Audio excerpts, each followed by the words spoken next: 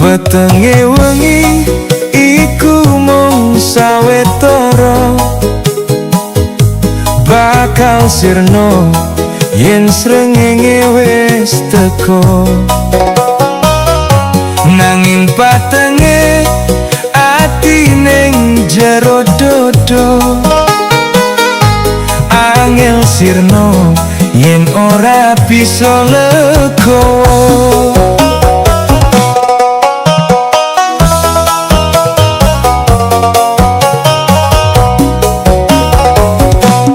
Sabar iku bebasan cahyo lintang, drimo ing pandom ojo nganti ilang. Nuntun laku pepadange dalan,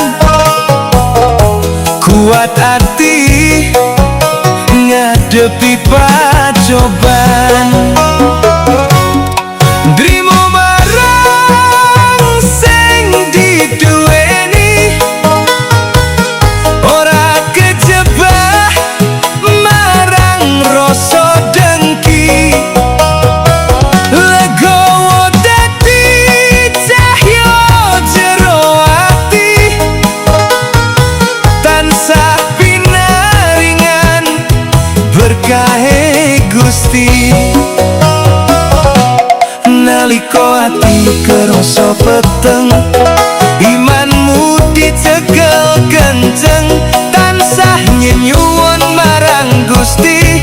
Mung cahyone sing bakal madrangi.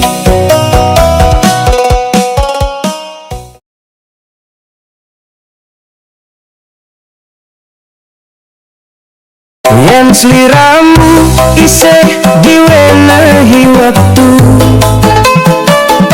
gawe becik sakuwate atimu.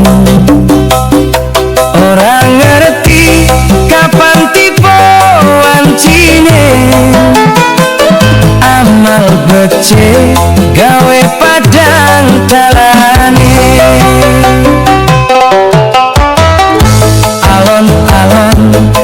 Sing penting kelakon, ojo grusa-grusu, ora kena aton.